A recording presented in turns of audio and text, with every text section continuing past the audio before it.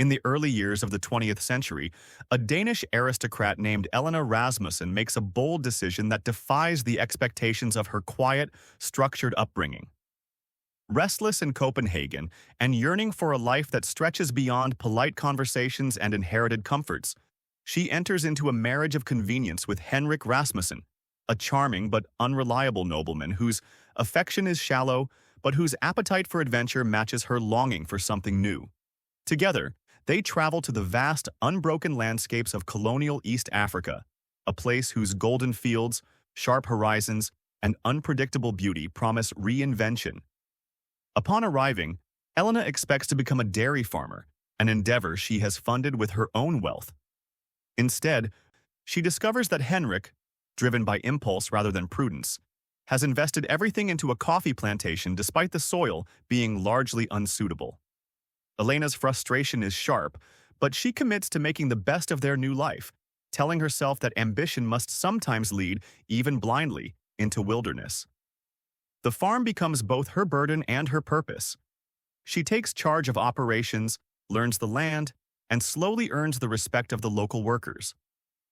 Among them is Kamau, a young Kikuyu boy who becomes her eager student and companion, absorbing her lessons in reading, writing, and arithmetic.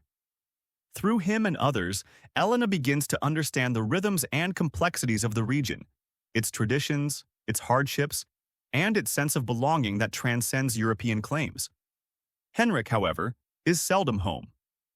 He drifts through social circles, hunting expeditions, and flirtations that make little effort to hide themselves. His infidelity becomes painfully clear when Elena contracts a severe illness brought on by his recklessness. Forced to flee to the city for treatment, she faces the fragility not only of her health, but of the marriage she entered to escape monotony, only to find herself trapped in a different disappointment.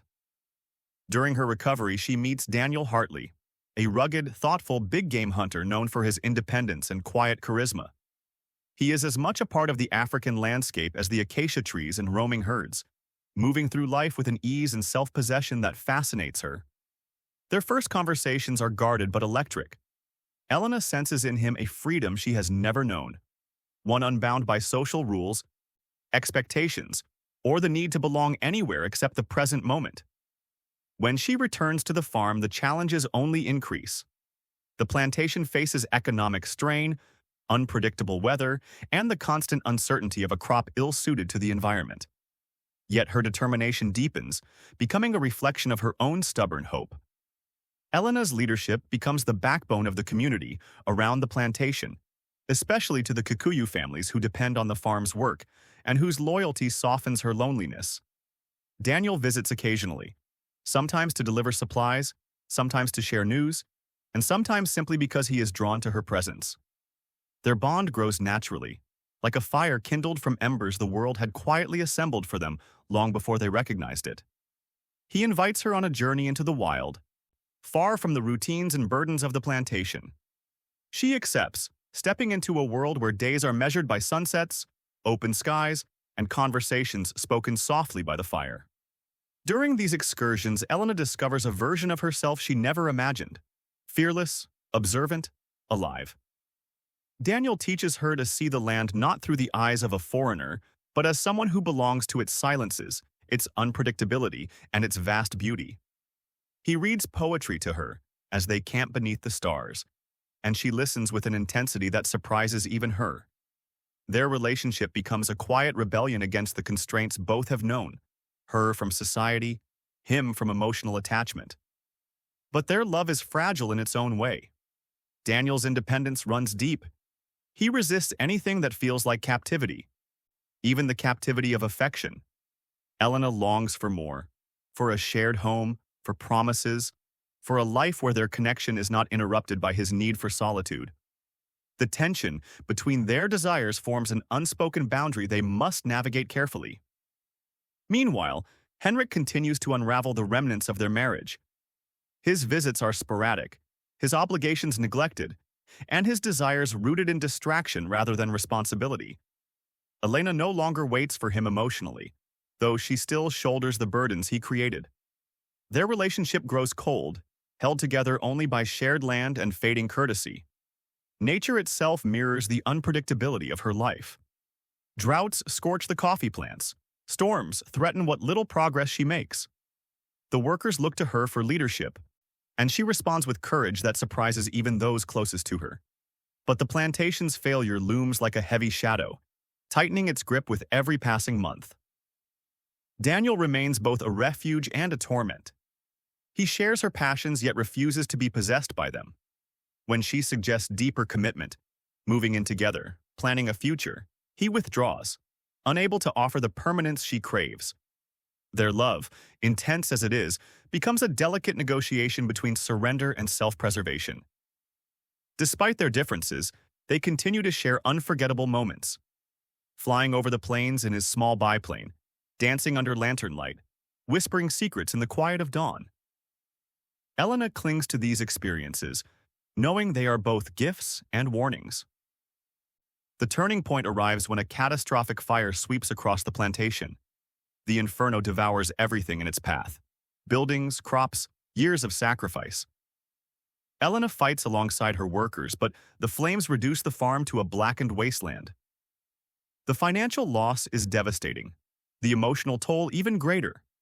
For the Kikuyu families who lived on the land, the destruction threatens their future as well. Elena, heartbroken but resolute, advocates fiercely for them, determined to help secure new homes and stability. With the plantation gone, she prepares to return to Denmark. Her life in Africa, full of ambition, heartbreak, discovery, and love, has reached its end in the only way the land seems to know: through beauty intertwined with loss. As she packs her belongings, Daniel arrives. They share a final moment of honesty, tenderness, and resignation. Neither can change what the other needs. Their goodbye is quiet, filled with love but also acceptance of an impossibility. Shortly after, tragedy strikes. Daniel is killed in a flying accident, a fate that seems both cruel and painfully symbolic of his nature. Free until the very last moment, unwilling to be tethered to anything on the ground. Elena is shattered. The man who awakened her spirit is gone, leaving behind memories that weigh more heavily than any possession she could carry home. At his memorial, Elena speaks on his behalf, her voice steady despite the grief tightening her chest. She honors him not as a lover or as a lost opportunity, but as a soul who lived as expansively as the country they both adored. She acknowledges his flaws, his virtues, and the impossible beauty of the time they shared. It is a farewell only she could give. Before leaving Africa, she fights for the rights of the Kikuyu workers who had become her family. She argues against the colonial authorities who wish to scatter them, insisting they deserve land and stability. Although she cannot win every battle, her courage leaves a lasting imprint on those around her. Her relationships with Kamau and the others become the emotional anchor that helps her let go, knowing that her presence has not been in vain. In her final days on the continent, she visits the places where she and Daniel once walked. The plains seem larger than ever, the sky impossibly wide. She feels both heartbreak and gratitude. Gratitude for the land that shaped her, for the freedom she tasted, for the love that changed her even if it couldn't stay. Africa has carved itself into her identity, giving her memories richer than any European title or possession.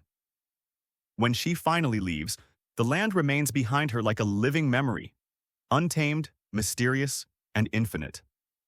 Elena returns to Denmark older, wiser, and forever marked by a chapter of her life that cannot be replicated. Though she steps into a world of cobblestone streets and refined manners, her heart carries the echo of roaring lions, distant drumming, and sunsets that bleed fire across the horizon. Throughout the rest of her life, she writes about her experiences, capturing the landscapes, the people, the challenges, and the man who taught her how to see beauty in untamed freedom. Her stories preserve the world she once inhabited, a world where she discovered purpose, endured loss, and learned that love can be transformative even when it is imperfect, transient, or painful. Her memories remain threaded with both sorrow and awe. She remembers Daniel's laughter, the rush of wind as their plane rose above the plains, the quiet courage of the Kikuyu families, the way the farm workers sang as they labored, the scent of coffee beans drying under the sun. She recalls the nights spent watching the flicker of firelight on canvas tents and the sound of hyenas calling across vast meadows. In the end, Elna Rasmussen leaves behind a legacy shaped not by wealth or success but by resilience, compassion, and an unbreakable connection to a land that challenged her to grow. Her story becomes a testament to the unpredictable ways life reshapes the soul, how love can liberate and wound, how ambition can uplift and destroy, and how the places we call home are often the ones that change us the most. Her journey is not one of triumph but of transformation, and in that transformation lies the quiet, profound truth she carries forever. Some lives are lived not through victories or permanence, but through the depth of feeling a person finds in the middle of a wild, breathtaking world